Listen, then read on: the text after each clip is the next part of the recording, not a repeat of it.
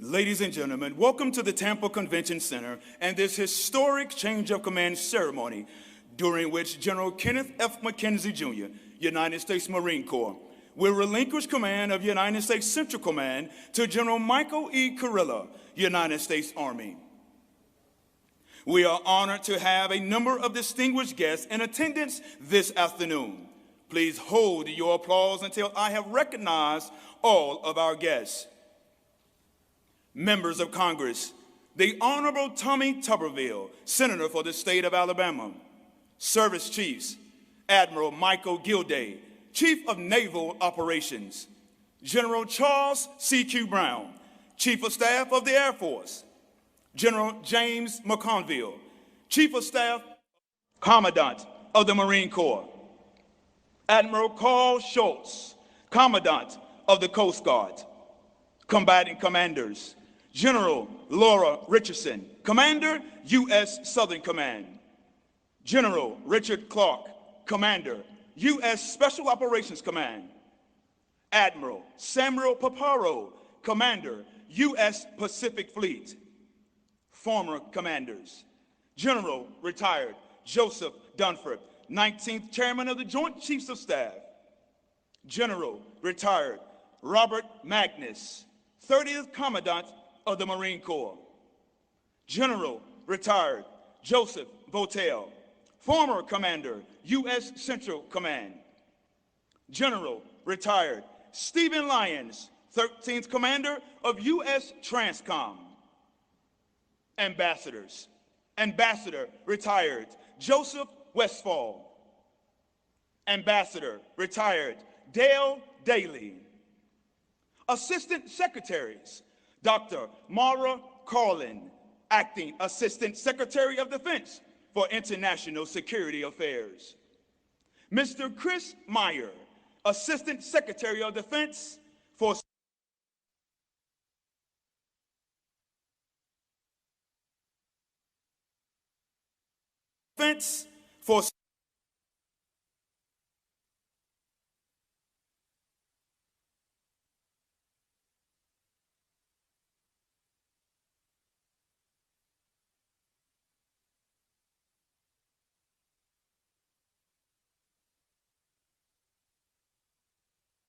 with which we are proud to partner within the Levant, Arabian Peninsula, military, and Central and South Asia. We are also would like to welcome members of the Diplomatic Corps, interagency, and senior leaders of the military, federal, and civilian community. Let us not forget to welcome our Central Command families, who truly carry the heaviest load and enable us to do the important work we do. Please join me in a round of applause.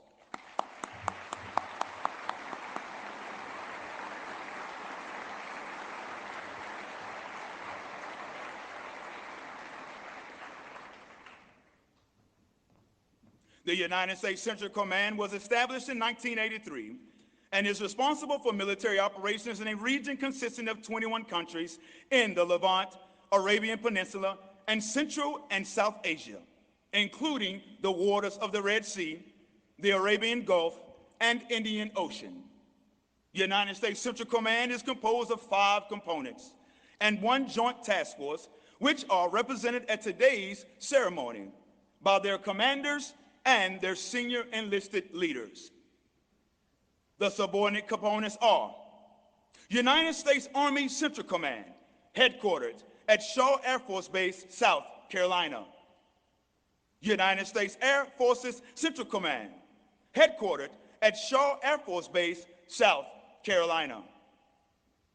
United States Naval Forces Central Command, headquartered in Manama, Bahrain. United States Marine Forces Central Command, headquartered at MacDill Air Force Base, Florida. United States Special Operations Command Central, headquartered at MacDill Air Force Base, Florida. The Subordinate Joint Task Force, Combined Joint Task Force, Operation Inherent Resolve, headquartered in Baghdad, Iraq. Throughout its history, Central Command has deployed combat forces to Southwest Asia and the Horn of Africa on a number of occasions to deter our enemies, assure our friends, and to maintain stability in a critical region of the world.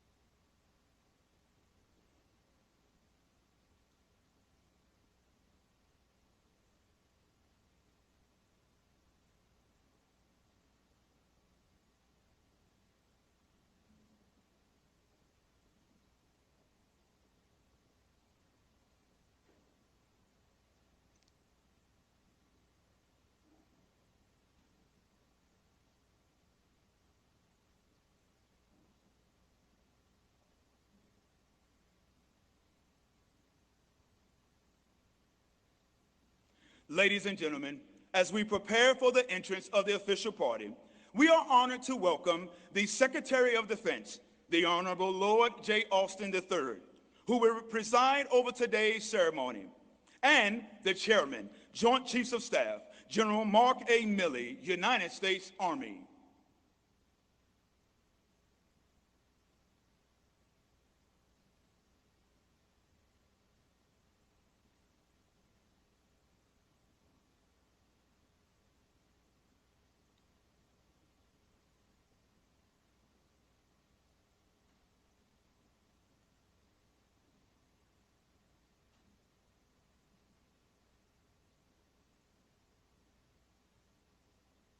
Ladies and gentlemen, please rise for the arrival of the official party and remain standing for honors to the Secretary of Defense.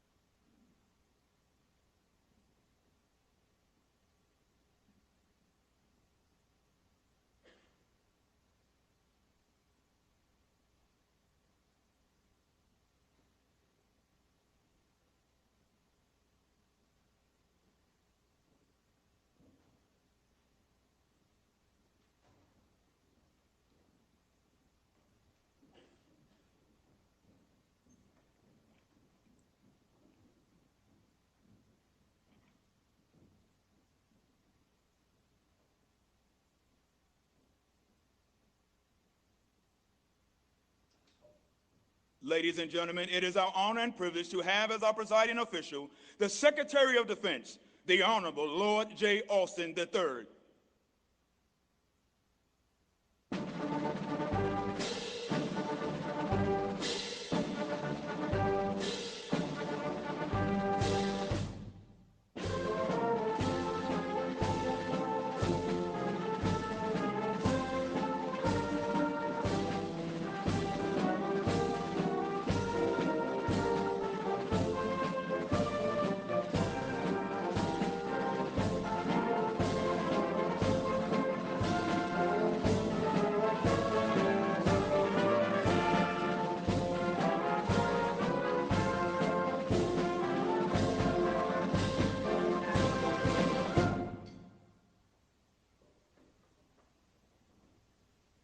Ladies and gentlemen, please remain standing for the invocation delivered by Command Chaplain Colonel Joey Byrd, United States Army, the presentation of the colors, and the playing of the national anthem by the Commandant's own, the United States Marine Drum and Bugle Corps.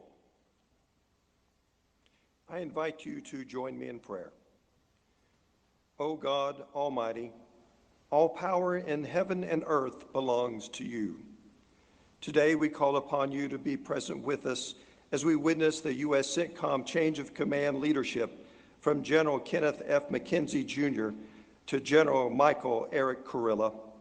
We ask you to empower General Kurilla with your authority and to place in him your leadership. May he lead U.S. Centcom with optimism, determination, and trust in those who serve alongside him. May we, the members of U.S. Centcom, serve with loyalty, our best efforts, and a willingness to learn.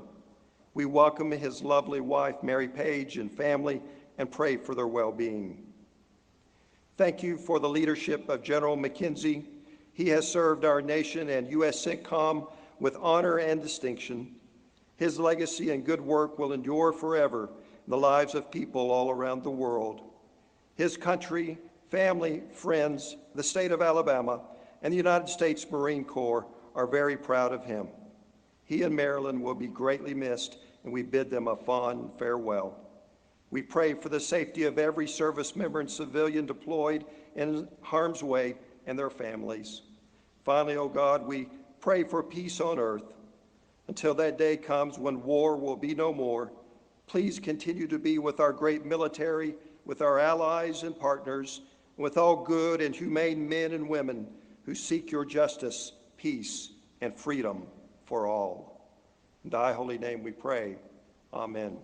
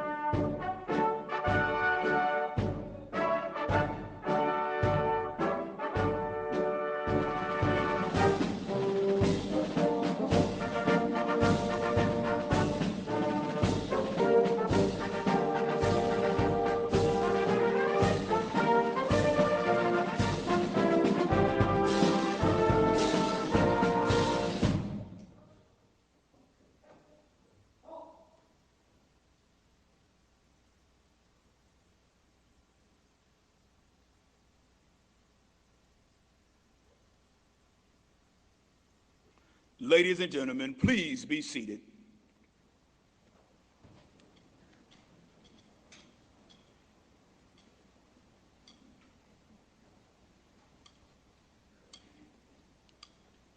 The change of command is a time-honored event.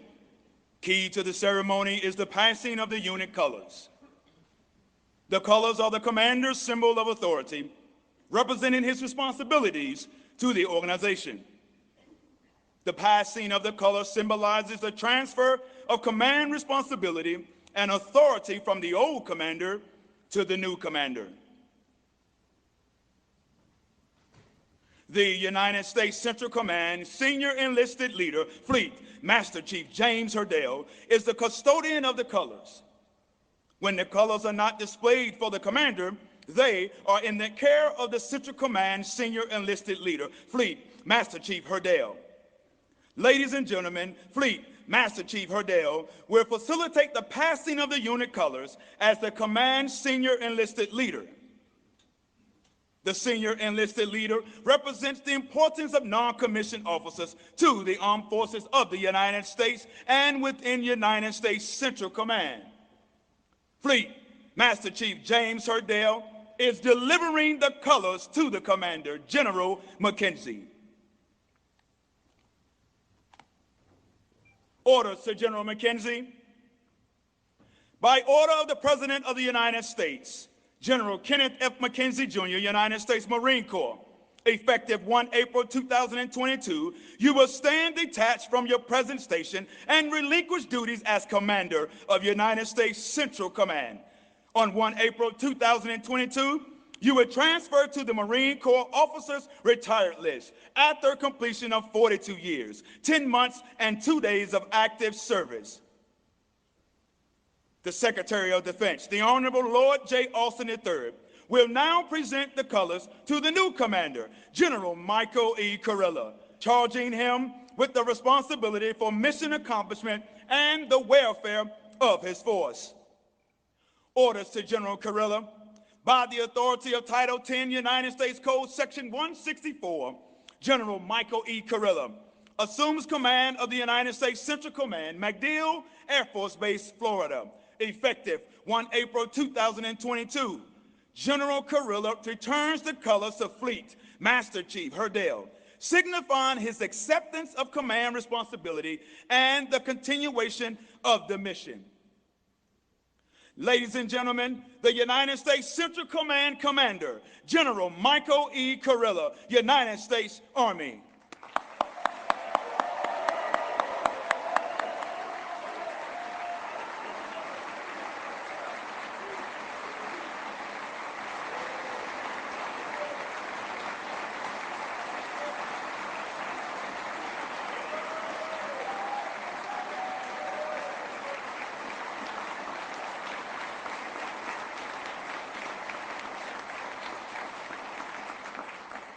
Ladies and gentlemen, the Chairman of the Joint Chiefs of Staff, General Mark A. Milley.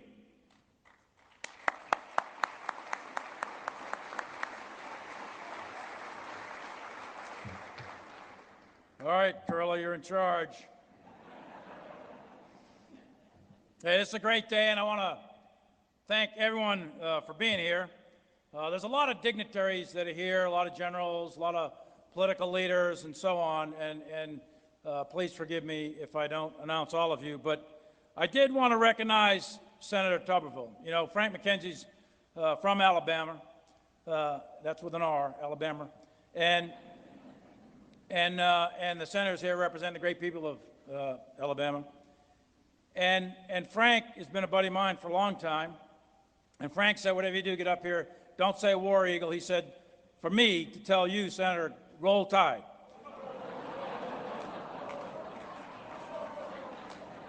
That's what he told me. That's what he said. Now, the Secretary and I got to go and testify next week in front of Senator Tuberville, so it'll go really well. Thank you. Can't wait for that. It'll be awesome. Hey, thank you all for being here, and thanks to SecDef for making it down here. This is really homecoming for him after 41 years of service and some time in the civilian sector after retirement. and now the 28th Secretary of Defense. So thank you, sir, for being here.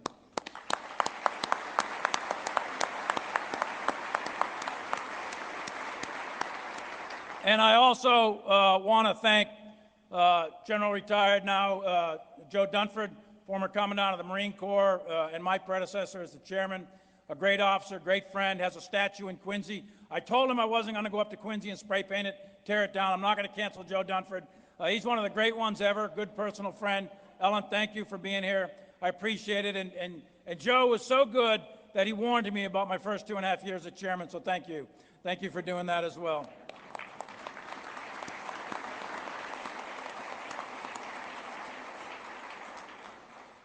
I do want to take a moment to recognize my wife who's here, Holly Ann. I won't make any jokes, so that one's off limits. But I want to thank her for being here because she's representing all of the families, all of the spouses of the entire Joint Force, and our families sacrifice in silence while we in uniform go do our thing. And I want to thank you, Holly Ann, on behalf of all of the families and on behalf of the nation for what you do and what you represent. So thank you.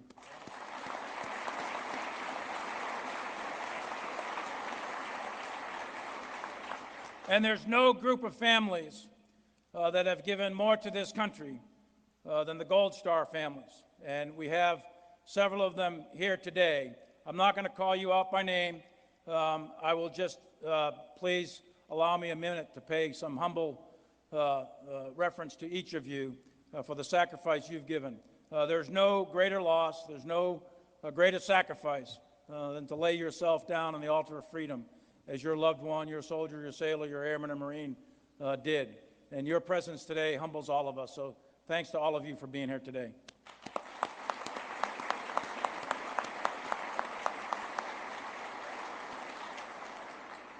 For me, it's a great honor to be here and to not so much honor the McKenzies and the Kurillas, we'll get to that, but this is really about the command. It's about this great organization called Central Command. So in part, it's about Frank McKenzie. In part, it's about Eric Kurilla, but it's really about all of the troops, all the soldiers, sailors, airmen, Marines that are not in this room right now. They are out on freedom's frontier, literally, in the very, very complex AOR that is Central Command. And almost every single one of us in uniform today, almost every one of us, has spent some time in Centcom over our career, and most especially in the last 20 consecutive years of war. Centcom's truly critical to the security of our nation and really to the stability and security of the entire world. It's quite literally the crossroads between Europe, Asia, and Africa. The world's energy supplies come through the Centcom AOR. It's an area that spans more than 4 million square miles, has over 20 countries, it's populated by 500 million people, speak hundreds of languages, and practice many religions, all of which transect national borders. Just the demographics alone make Centcom's AOR extraordinarily tense, always in a state of turmoil, but there's also great cooperation, great hope, great promise for a future that is better than today. Centcom's strategic importance and complexity requires the very best of our leaders, and that brings me to Frank McKenzie. Joe Dunford did a wonderful job this morning recounting Frank McKenzie's career, and I won't do that here now because many of you or most of you were there this morning. And it would be very difficult to briefly summarize what is really 43 years, not 42 years, 10 days, or 10 months and 2 days. But 43 years, and as you said, you add Citadel, so add another 8 years because he was on the extended program at Citadel. But I can say with certainty that Frank McKenzie's here because of his character. Yes, because of his competence and his commitment, but really because of his character. No matter where Frank was sent, he did his duty with unwavering commitment and integrity to the nation and to the Constitution. He's commanded at every level, as Joe Dunford mentioned, most challenging and dynamic environments the nation's ever seen over his last 4+ decades. He was in the Pentagon on 9/11. On that day, everything around us changed. And Frank left the Pentagon, went on to command at 22nd MU, multiple combat deployments to both Iraq and Afghanistan, all before he ever took the colors of Centcom. Shortly after his return, he came to the Pentagon, and he and I worked together for the first time. We were colonels at the time, and I could tell from those early interactions that I had a trusted teammate in Frank McKenzie, and it's been that way ever since. These last few years have been quite intense. Frank and I have talked a lot, almost daily, and on many occasions, multiple times a day. Countless phone calls, meetings, VTCs, and endless discussions. Very emotional, very strategic, very heartfelt. I have personally an incredible amount of trust, confidence, and personal respect for Frank McKenzie. He has guided Centcom, and by extension the nation, through some of our most tough times. And he always did it with honor, integrity, tact, competence, humility, operational skill, and on occasion, a bit of humor. On my third day on the job, Turkey invaded Syria, and Frank superbly led Centcom through a very dangerous and unstable period as we rapidly adjusted our operational footprint under pressure. It was here at Centcom, under Frank's leadership, that America's longest war came to an end and led to the largest military air evacuation ever conducted in human history. The cost in American blood of that operation is something we will never forget and we will always honor. And there are over 124,000 Afghans who will live life free because of the selfless sacrifice of those soldiers, sailors, and Marines, and because of the leadership of Frank McKenzie. The entire team at Centcom should always be proud of everything you've accomplished under Frank's leadership. He has led our most sensitive counterterrorism missions. He led the fight to finally defeat ISIS, including the killing of its leader, Baghdadi, and his replacement. He masterfully dealt with the regional challenge of Iran on a day-to-day basis, which is always tense. And he eliminated the leader of the world's most lethal terror organization, Iran's IRGC Quds Force. Every day, Frank's analysis and recommendations were always well thought out and candidly presented. And more importantly, Frank always faithfully implemented and executed the decisions of our top civilian leaders. In short, Frank McKenzie is a leader who combines character, competence, and commitment to an exceptionally high standard. And Frank personifies the Marine Corps motto of Semper Fidelis. And Frank is a rare leader, to be sure, but he and I both know that he wouldn't have made it this far in life without Marilyn. Marilyn McKenzie has been with Frank for 38 years, and I think you can draw a straight line between when Frank met Marilyn and his improved performance in the Marine Corps. I have on personal witness from multiple graduates of the Citadel class of '79 who are here today, and many of the early teammates of Frank in the Marine Corps, that Frank barely knew how to read. It's true, I'm not making it up. Prior to meeting Marilyn, Frank was literally, and I looked this up because the Citadel is a public institution, it's on the web, he had an aptitude problem. And he was on aptitude probation, as they called it at the Citadel. And now, once he met Marilyn, he learned how to read. And it wasn't a coincidence. You see, Marilyn has a long and distinguished career of having retired from 30 years of teaching our children. There's no more important a job in America than that of teaching our youth. There's hundreds of kids who now love to read, thanks to the hard work, dedication, and care of Marilyn. And for that, I thank you, and we all thank you, for your work as a teacher and for your example to all of us. Thank you, Marilyn, for what you do.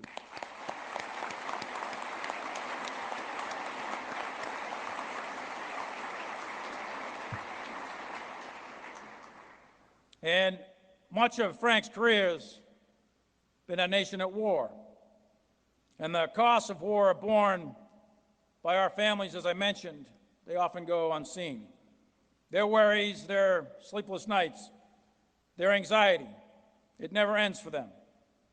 And we couldn't do our job without the love of our spouses, their advice, but also the sacrifice of our children. You see, we volunteered for this military, but our kids did not.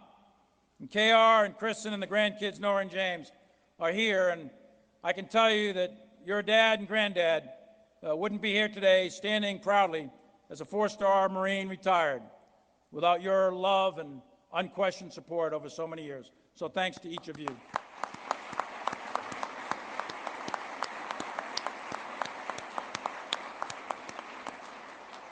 Frank, you've served your country with great distinction, and you're surrounded by your family and people who admire and appreciate your work and leadership. You and Marilyn and your family have contributed an incredible legacy to the Marine Corps, to Centcom, and to the nation. And I want to thank you as a friend and fellow warrior. You've seen the crucible of combat up close. You've served your nation exceptionally well. Yours has been a life of selfless service.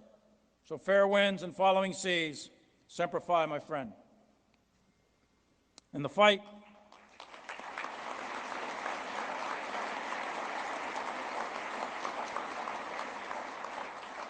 it took me a while to get the Navy piece in the Army, in the Marine, and I had to rehearse that a couple of times. But the fight isn't over here. Every day there's new threats this country faces. And there's always new challenges. And in this complex theater, especially, everything from terrorism to regional conflict can rear its head on very short notice. And we are getting the right leader here at the right time to take command of Centcom.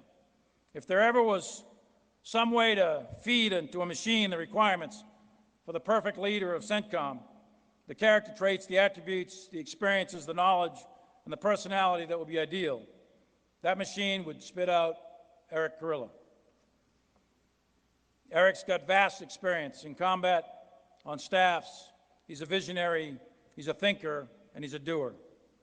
He understands both the physical and human terrain and is able to identify root causes of problems and develop systems. He's not at all a linear thinker. He's actually a very gifted problem solver. He's fought under immense pressure and understands the conventional fight and the special operations fight. And he too, like Frank, has been tested in the unforgiving environment of ground combat. He's tough, he's smart, he's innovative. And no one understands more deeply, more personally, what service in combat means for each of us. He was wounded twice in combat as a Stryker Battalion commander in Mosul, Iraq. He recovered from being shot 3 times, an injury that included a shattered femur. And he recovered fast enough to pass the 75th Ranger Regiment assessment and continue jumping out of airplanes. You can knock Eric Kurilla down, but you can't keep him down. He's as tough and competent a soldier as we'll ever find. And more importantly than that, Eric knows our force is not just weapons, technology, and capabilities. It's people. And he understands that people always come first. Eric Kurilla is one of the finest leaders of integrity, of competence, of knowledge, of skills that we've ever produced in our Army. And he is exactly the right person to lead this command. And to the men and women of Centcom, what you do every day, standing watch on freedom's frontier, is key to our nation's security. It's key for your sacrifice, to keep your skills up, to maintain your readiness. So thank you.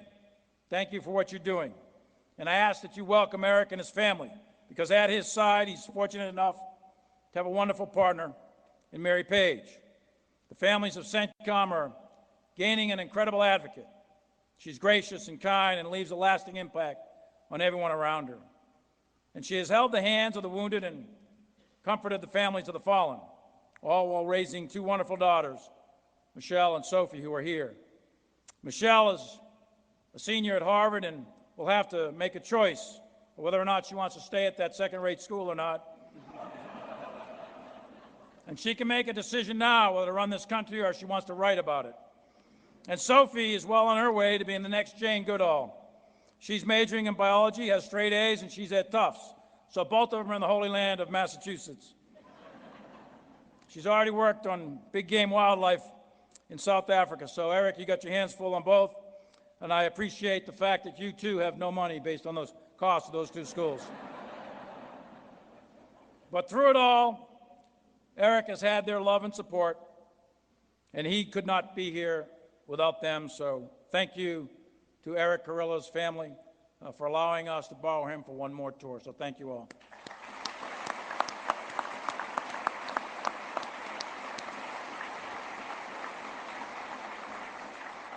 And if I could, I'd like to just give a shout out to Eric's mother, who couldn't be here today. She's watching from TV. But I want to let you know, Marcia, that you raised a great son. We all know it. You know it. But most importantly, Marcia served as a nurse for 50 years, and she served as an Air Force Reserve flight nurse. So thank you, Marcia, for your service as well.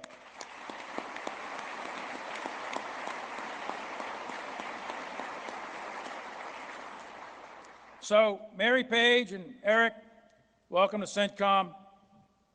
Marilyn, for you and Frank, you're going to have a great time in retirement, I'm sure, but your legacy will last a lifetime for those that you commanded. And now it is my honor to introduce the 28th Secretary of Defense, a friend of mine for almost a quarter of a century, a personal mentor, a warrior in his own right, a recipient of the Silver Star, and the former commander of Central Command, Secretary of Defense Lloyd Austin.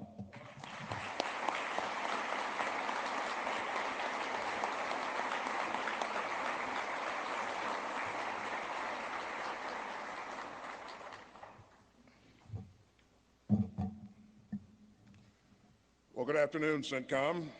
It is great to be here. You know, being back in Tampa always feels like coming home. This wonderful community, the great weather, the fabulous fishing. I'm honored to be back with the incredible men and women of this team. We've got some distinguished guests with us this afternoon, as the chairman has highlighted. Those distinguished guests obviously include him, Chairman Mark Milley, and Senator Tommy Tuberville of the great state of Alabama. And by the way, Senator, I am an Auburn graduate, and I do speak War Eagle.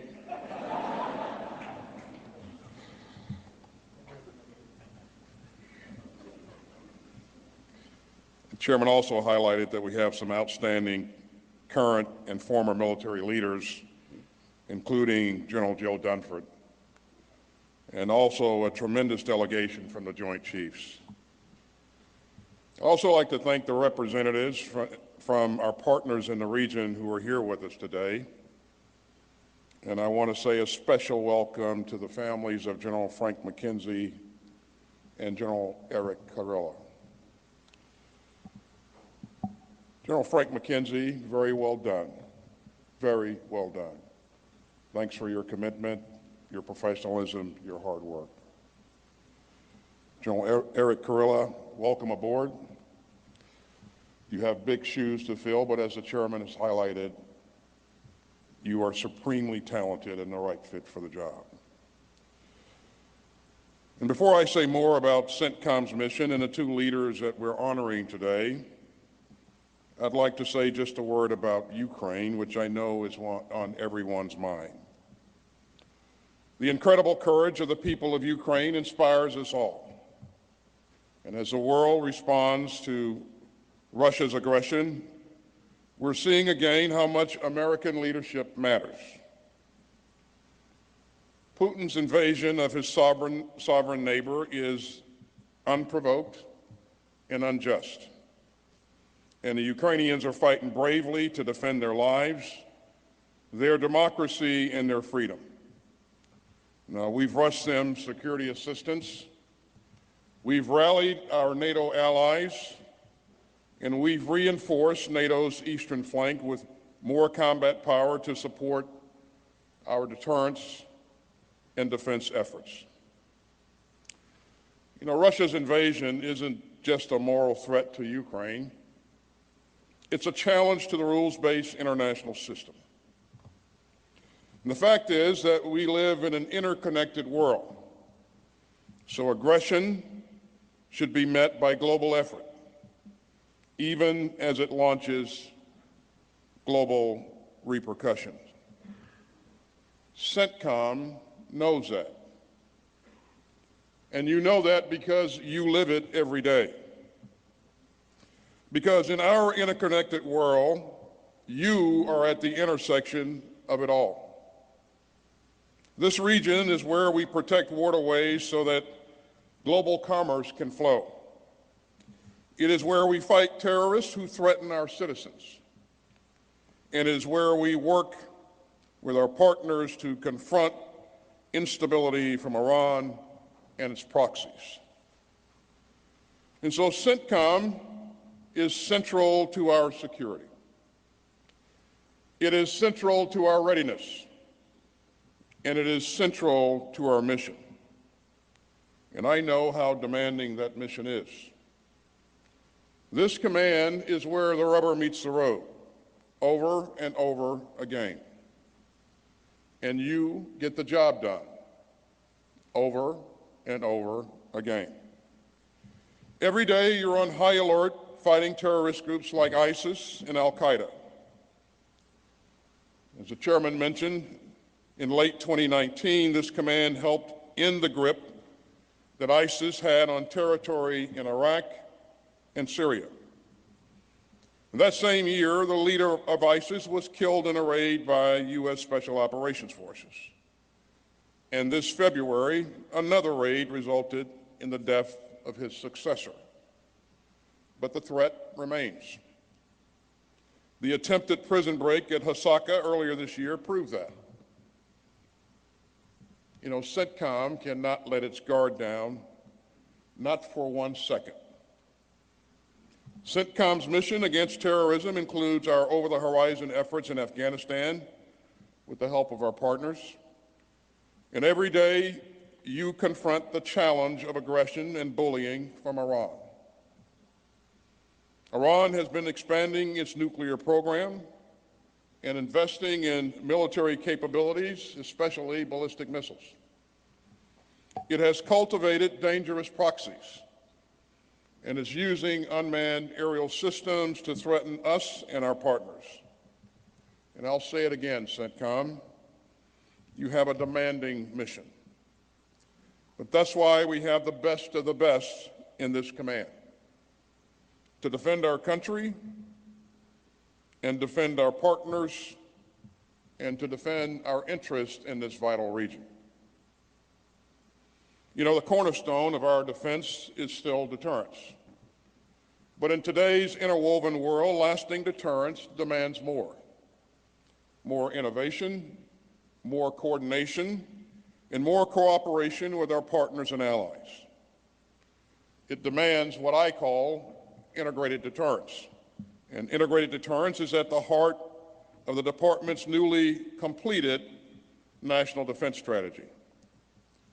It means reinforcing the warfighters of our superb combat credible force and working seamlessly across all domains from the seas to cyberspace and standing strong across all theaters and across the full spectrum of conflict and working together with our unparalleled network of allies and partners to make clear to any potential foe the costs and the folly of aggression.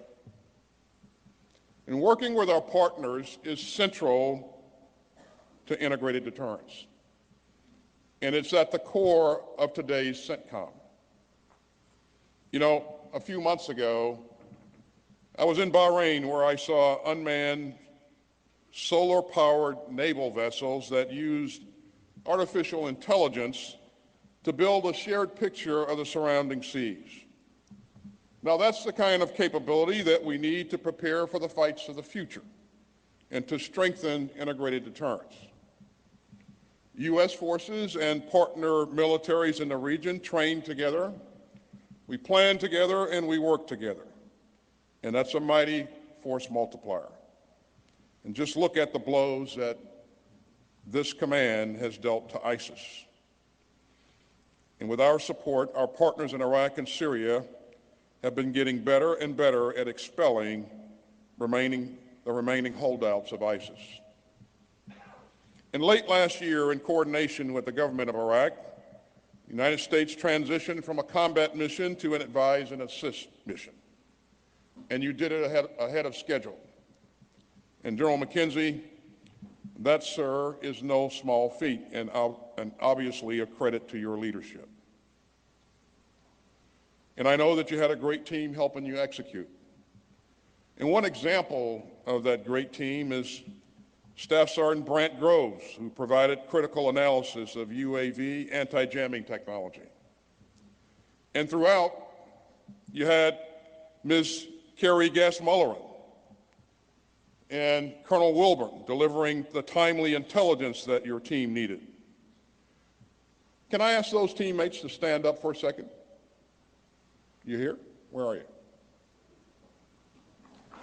Okay.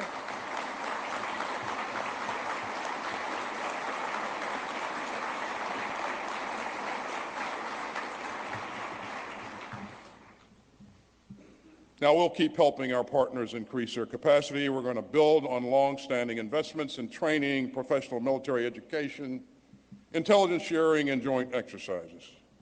And when we need to defend ourselves, we can flow in overwhelming force. And the whole world saw what we could do last August in Afghanistan. We called on Centcom to complete an evacuation operation, one that became the largest in American history. And you worked day and night to save the lives of more than 124,000 people. Let me say that again. 124,000 people.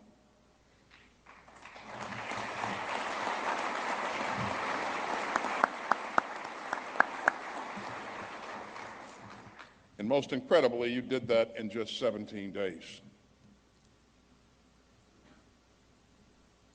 I know that everyone here mourns the 13 service members who we lost in a horrific suicide bombing outside Abbey Gate.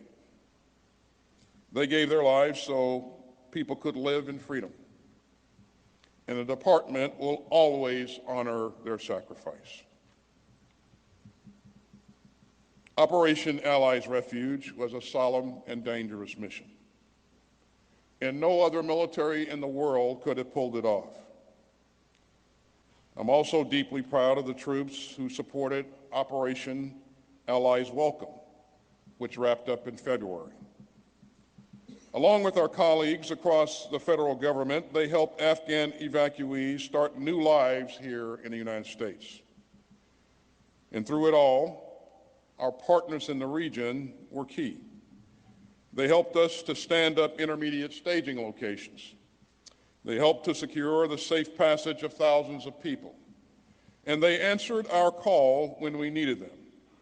We just could not have done it without them. And we could not have done it without the people who are here today. People like Lieutenant Zachary Durkin.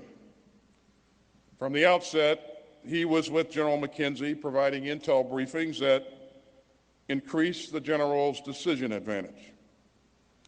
And when evacuees at safe haven locations like basic necessities, Mr. Bob Helgeson found creative ways to get them what they needed. So Zach and Bob, are you in the audience today? Come on, stand up. There you go. Let's give them a round of applause.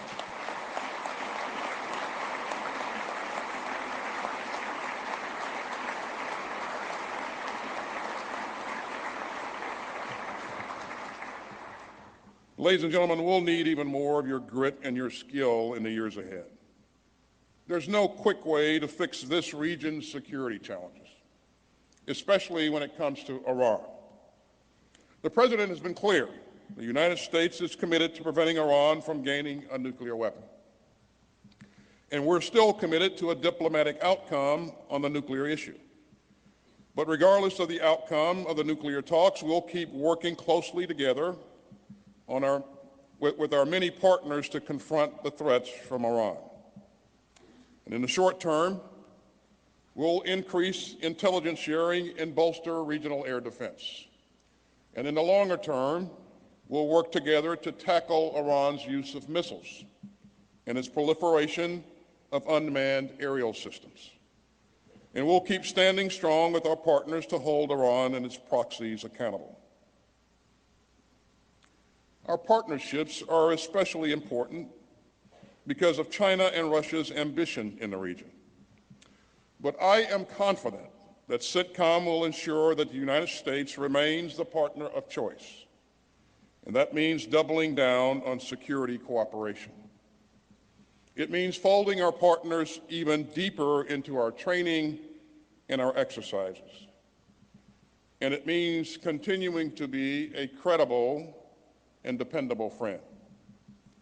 Now, when it comes to deepening partnerships and forging new ones, here again, Centcom is getting it done. In recent years, Israel has formed new bonds with Bahrain and Morocco and the UAE. It's still early days, but we've all seen the groundbreaking Negev Summit, bringing leaders from Israel, Egypt, the United States, and those three new Arab partners together on Israeli soil. And the summit included important talks on how to build on Centcom's work on integrated air and missile defenses. Now, Israel has already participated in exercise with partners in the region, and those exercises would have been unimaginable, unthinkable just a few years ago. And with General McKenzie's leadership, Israel has now moved into Centcom's area of responsibility. Of course, the General had some help. And among many great teammates, Colonel Donna Turner has meticulously computed staff hours to get the right people with the right skills and the right numbers to cover this new addition. And you also have outstanding professionals like Sergeant Joshua King. He's been laser focused on establishing Centcom's secure communication system with our Israeli partners. So Donna and Josh, are you in the audience today? There we go. Stand up. Take a bow.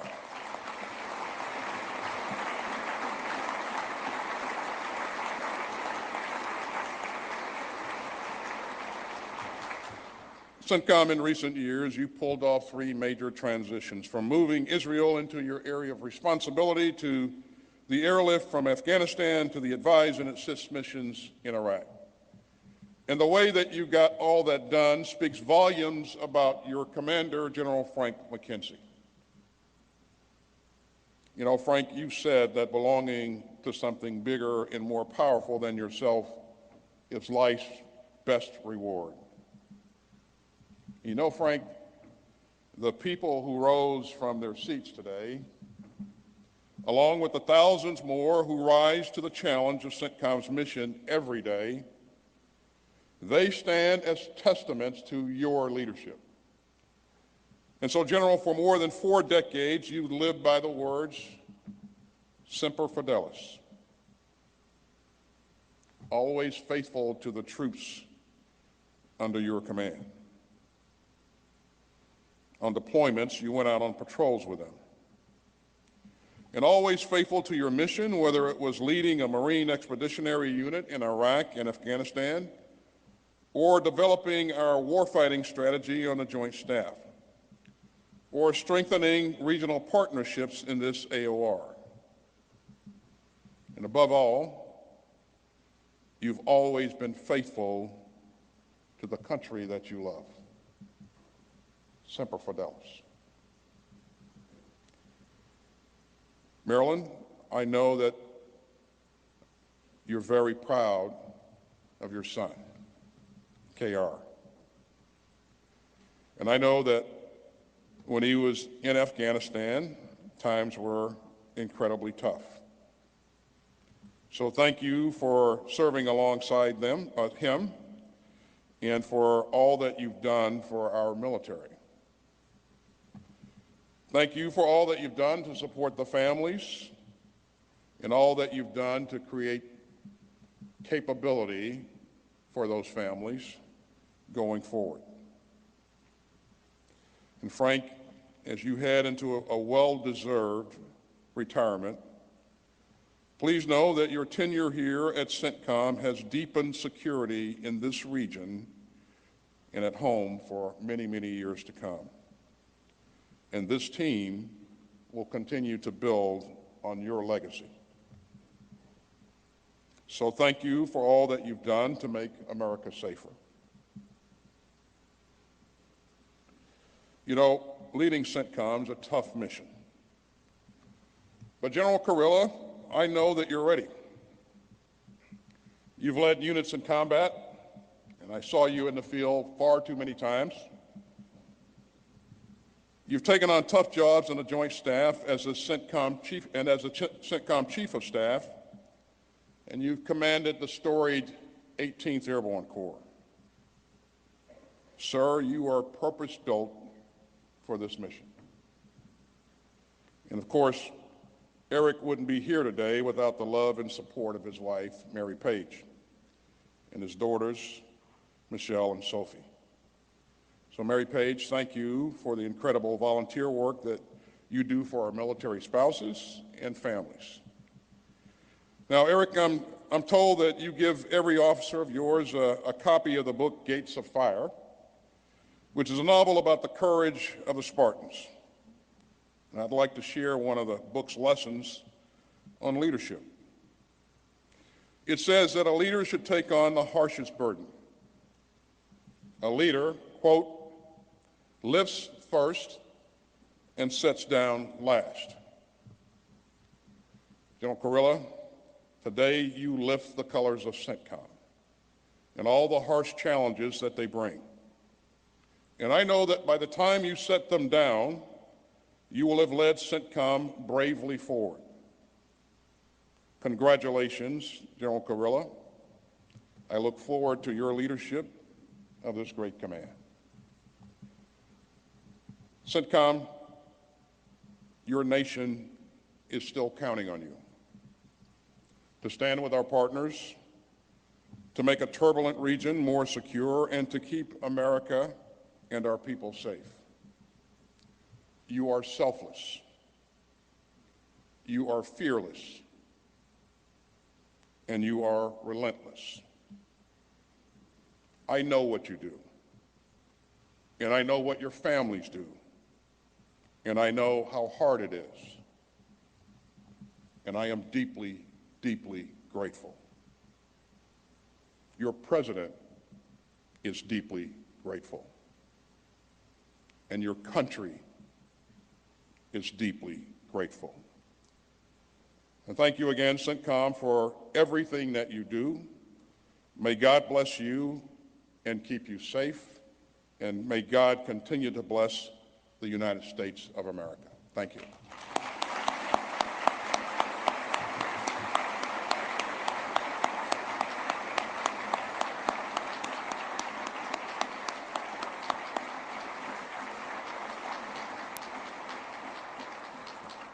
Thank you, Mr. Secretary and Chairman.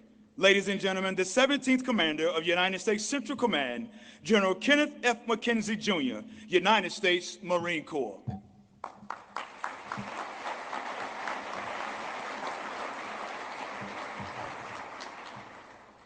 Good afternoon, everybody. And before I begin, I would just like to thank the Commandant's Own who provided the music for today. I'd like to thank all of the people here at Centcom who worked very hard to get this ceremony off the ground. A lot of work went in here. Many of the people are in this room. Many of the people are still in other places around the building carrying on activities to make sure that we are safe and secure here. We can command from here should it become necessary to do so. All of those things. I just want to make sure I thank those people before I begin my remarks.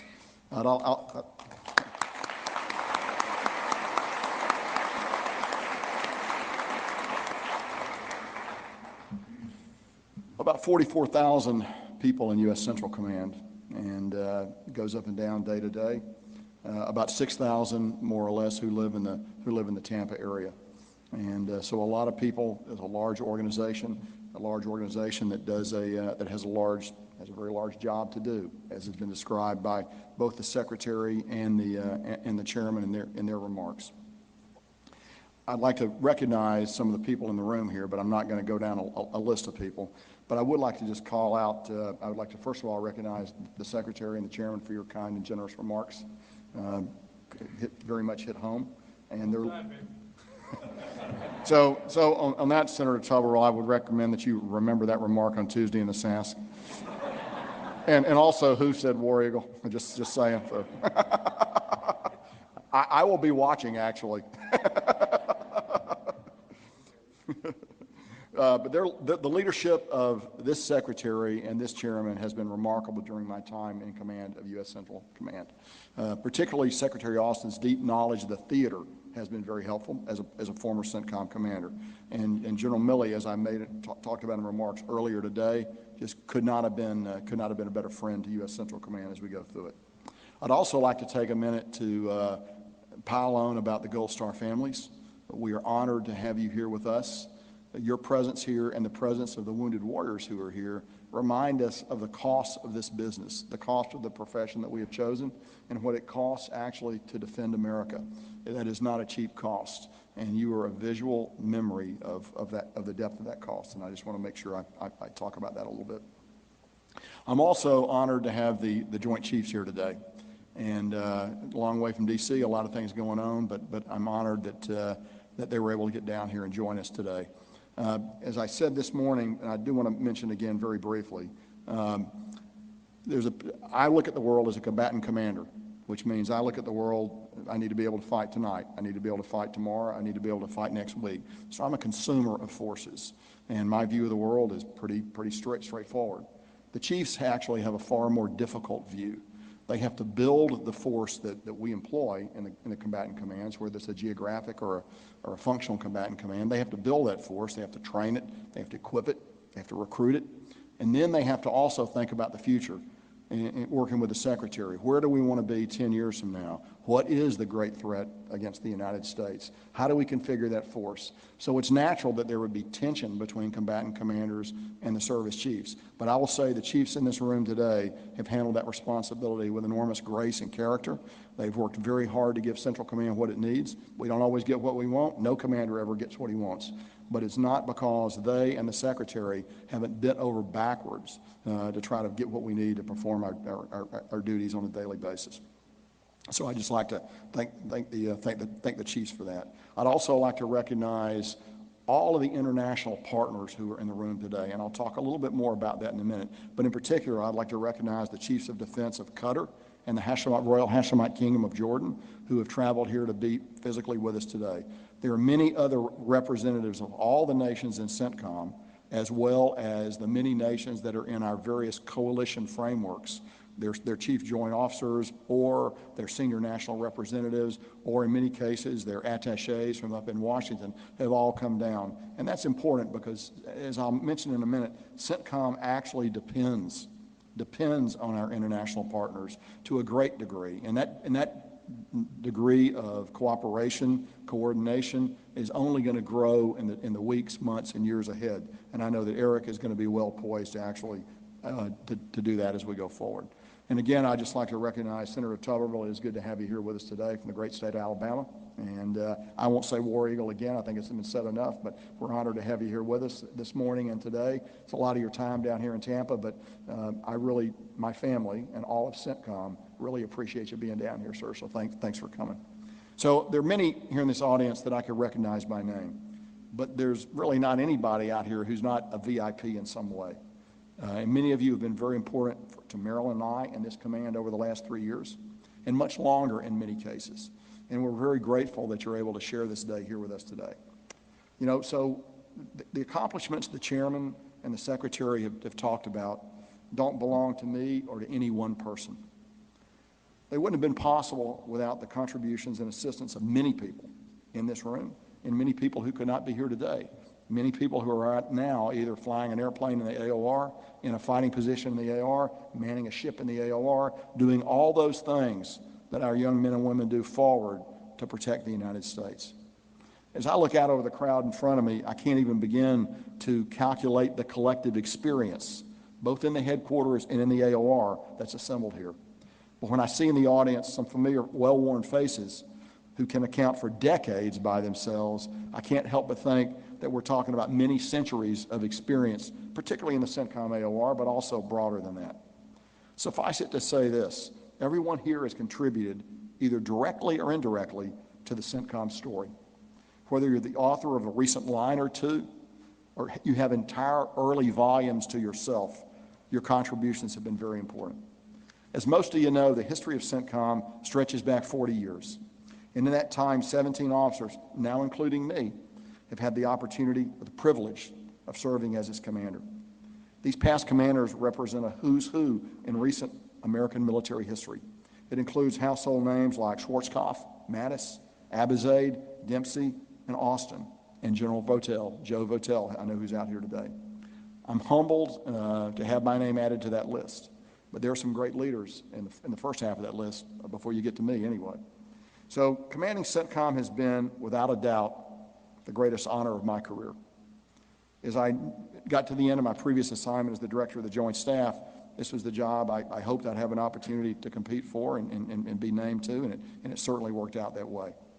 So I've recently described Centcom to Congress in testimony as the quintessential economy of force theater, and I stand by that characterization. We are a geographical combat command, almost entirely dependent on allocated forces. We don't own forces in Centcom. We get them. They come to us for a period of time, then go home, or we use them as they pass through on their way to or from Indo-PACOM or EUCOM. And that's a unique thing about Central Command. Over my time in command of Central Command, we've been successful in getting the forces that we've needed to execute the tasks that we've had. And for that, I need to thank the Joint Staff, and I need to thank the two gentlemen who preceded me on the platform, the Secretary and the Chairman. Both of those gentlemen have always understood the requirements of Central Command.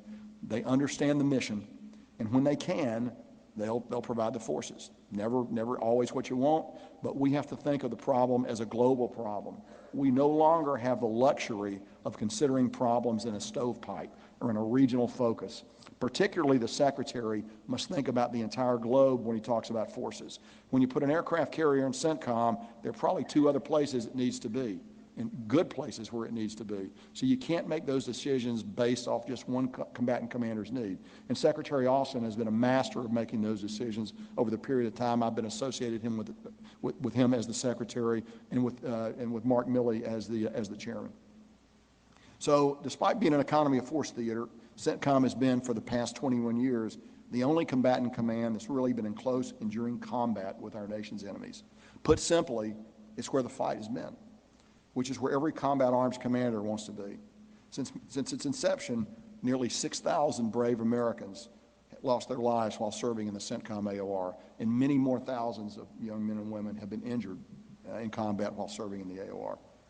The vast majority of these made the ultimate sacrifice in Iraq and Afghanistan. Since I assumed command in March of 2019, Centcom has suffered 43 killed and 468 wounded in action. Every one of these lives, altered or lost in the line of duty, has profoundly affected me. And how could they not? Again, there's a very steep price associated with the task that we set before ourselves here. When you served as long as those of us up here on the platform has, sometimes it's easy for others to assume that we've always been generals and that the rows of ribbons that we're wearing signify so much insulation from the dangerous and sometimes desperate reality of the business that we're in. It couldn't be further from the truth. For those who know how to read them, these ribbons tell stories about where we've been, what we've borne over the course of our professional lives. Profoundly meaningful to those who have bled and sweat on the same soil or ships, the ribbons also carry deeper connotations that only the individual wearing them can fully comprehend. But not one of these decorations represents something accomplished or endured entirely by an individual. Indeed, it's ironic that sometimes we talk about individual awards. There's really no such thing. Read as a personal history, they tell the story of others, of steadfast compatriots, of inspired leaders, of determined foes, and above all, of those brothers and sisters in arms who have given what Lincoln called the last full measure of devotion. Beneath these decorations up on this stage are hearts that have been bruised by every one of these sacrifices. But it also pulses with pride for their legacies of selfless service, for those who've gone before us, and the enduring contributions of those that are in this room and in other places who've made all the contributions that have been made to our national security. Their families and every single person who has served and sacrificed in the Centcom AOR deserve credit for all of the command's accomplishments, going back to its establishment, and certainly over the past 3 years. Time won't permit me to recount for all of you what we've endured together, but I'm going to talk a little bit just about the last 3 years.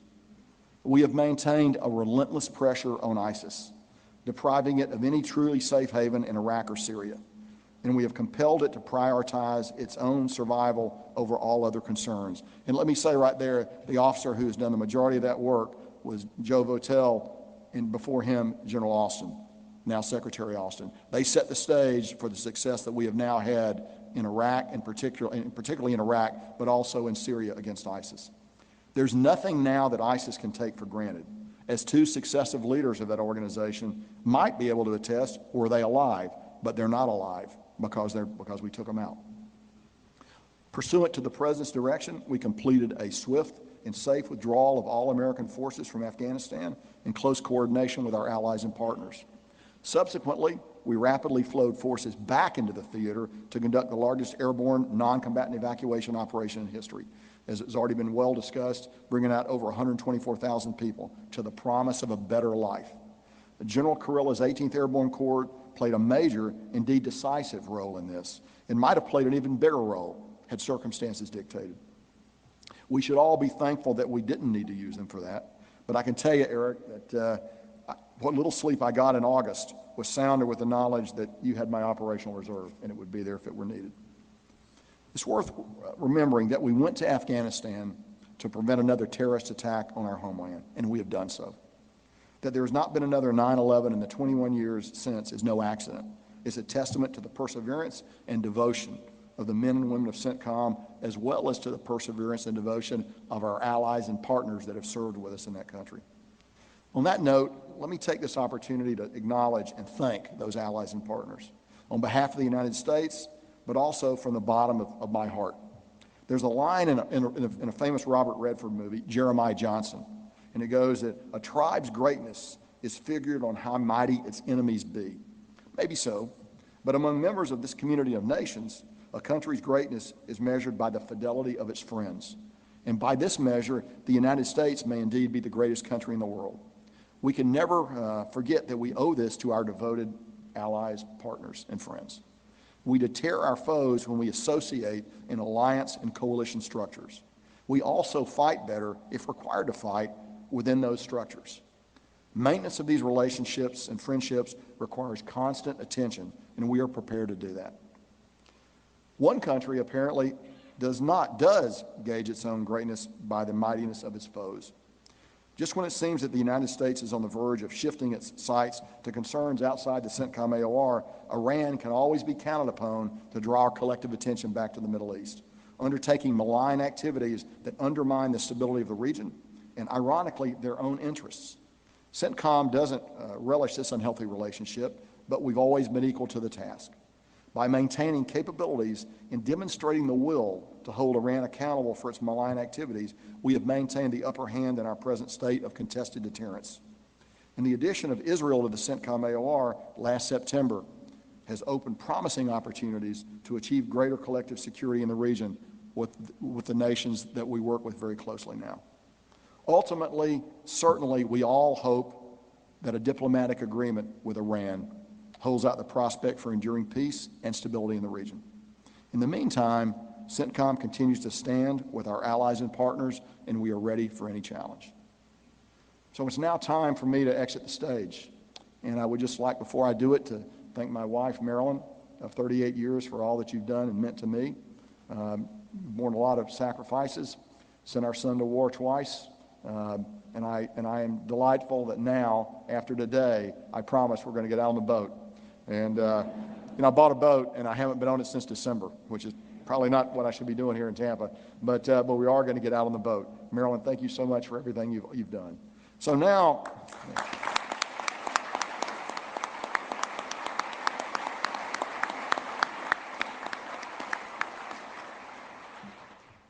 I can't think of anybody better qualified to lead Centcom's next chapter than Eric Kurilla.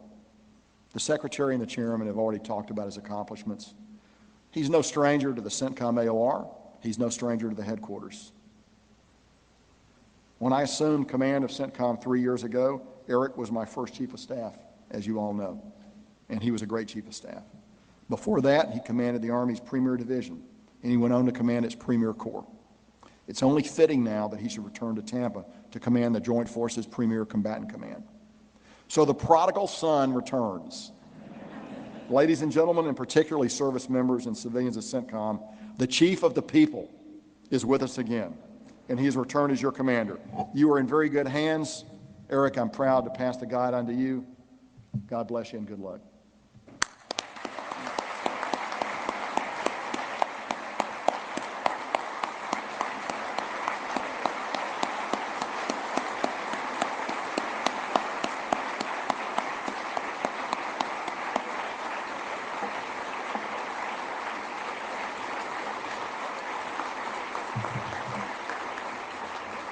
Thank you, General McKenzie.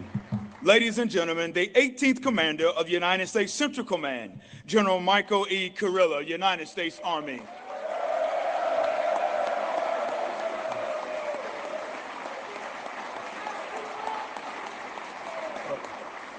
Hey, good afternoon, ladies and gentlemen. Senator Tuberville, I am going to go on the record. My wife is an Auburn grad, War Eagle. I am shocked that the chairman made the comment, "Roll Tide." I look forward to watching his testimony with you next week. So there are so many dignitaries and very important people in this room, but all of us can agree that stability in the Centcom region and the security of our national interests in the region have always been earned by the sweat and blood of the young men and women who are not in this room.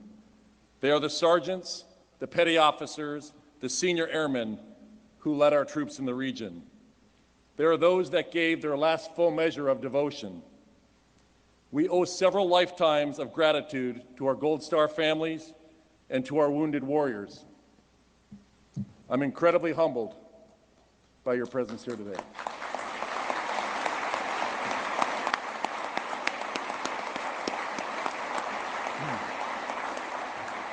They are the ensigns, the captains, and the majors who continue to meet our objectives in Centcom.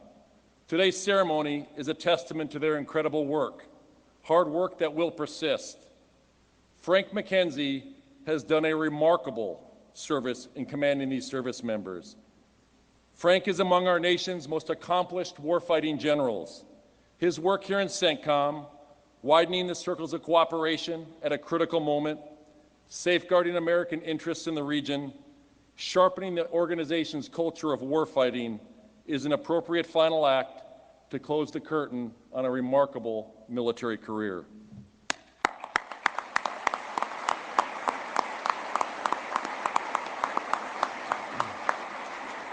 Mr. Secretary, Chairman Milley, thank you for your leadership of the Department of Defense and our service members, and thank you for the kind comments.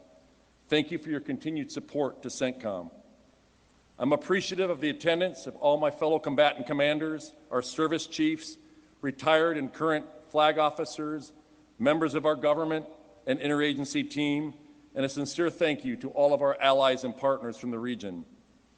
A special shout out to the West Point class of '88. I think we're about 130 strong today, and a class that our commandant, our senior year, declared the worst West Point class ever.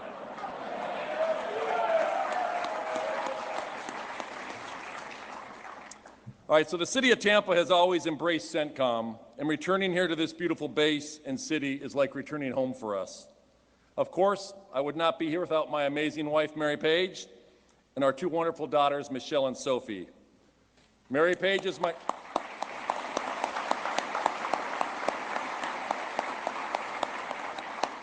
Mary Page is my strongest supporter, and trust me, she is my fiercest critic and has always kept me grounded. Michelle and Sophie are soon going to graduate from college, and I am confident they are going to change the world for the better. My family is my greatest achievement, and I want to publicly thank them today, and I look forward to continuing this journey together. While this is a celebratory occasion, I recognize the weight of this command and the challenges and expectations of me. Centcom was critical on its formation, it is critical now, and it will be into the future. We owe those sergeants, lance corporals, technical sergeants, and petty officers the best strategic decisions. We must always put them in a position to win. The regions that comprise Centcom, the Levant, the Middle East, South and Central Asia, are home to some of the most important and extraordinary scientific, artistic, and social contributions to human history. These lands are rich in culture and heritage and have so much to offer the world. Their natural resources have enabled economic expansion throughout the planet. And yet, they are home to violence, instability, and conflict. They are areas of great suffering, abuse, and human misery. A set of lands at the strategic nexus of the world's most important corridors of trade. Without American diplomatic leadership and military might, regional threats there may jeopardize our interests, not only abroad, but here at home. We will not allow that to happen. We therefore must remain fiercely, actively engaged in the 21 countries of Central Command. We must ensure a favorable balance of power in the region. CENTCOM must maintain the requisite resources to find, fix, and finish threats to the homeland before those threats develop the capability to conduct external operations, to secure maritime straits and global trade routes, to ensure the free flow of commerce through the region. Our adversaries are watching closely for any sign that America's commitment to the collective security of the region is wavering. Our adversaries are poised to capitalize on any opportunities that emerge. We must not grant them any. For the past 39 years, young Americans in uniform have carried out the strategic decisions that come out of this organization. They have underwritten national policy. They have done so with measures of dignity, discipline, and decency that represent the American character to this critical part of the world. We owe them so much. So, to today's CENTCOM sailors, soldiers, sailors, airmen, Marines, Coast Guardsmen, and Guardians, I'm honored to serve alongside you. You are our nation's best. You are the guarantors of American interests in this vibrant, dynamic, complex, and often dangerous and challenging region. In this effort, so much is at stake for the nation and the world. We will meet this challenge together. Thank you.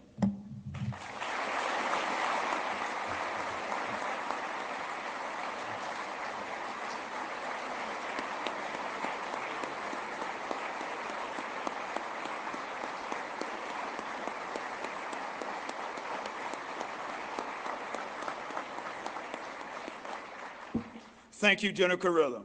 Ladies and gentlemen, remain standing for the playing of the Armed Forces Medley.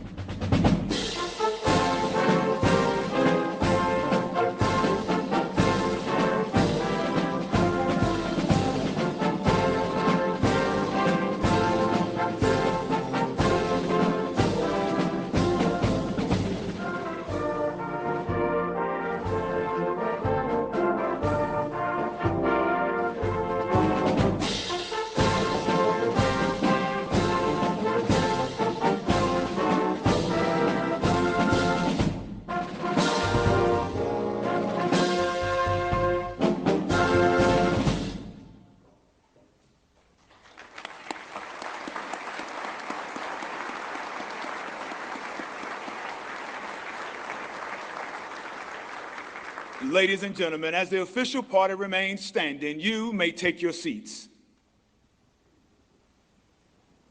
The official party will now depart. We ask that you remain in your seating area until the official party has departed.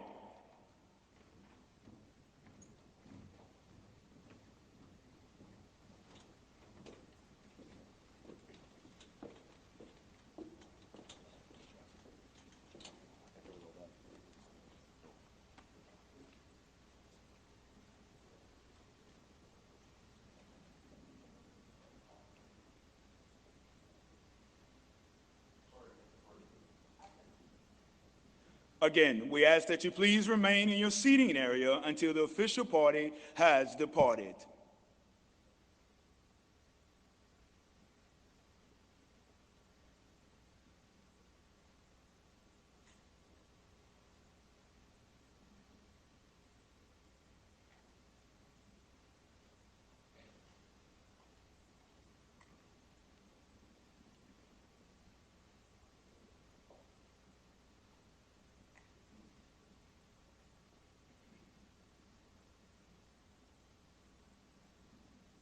Ladies and gentlemen, this concludes today's ceremony. Escorts will direct you to General McKenzie's farewell line, which will form center of the ballroom. Additionally, escorts will direct you to General Kurilla's receiving line and reception located in rooms 14 through 17. On behalf of United States Central Command, we thank you for your attendance. Army strong.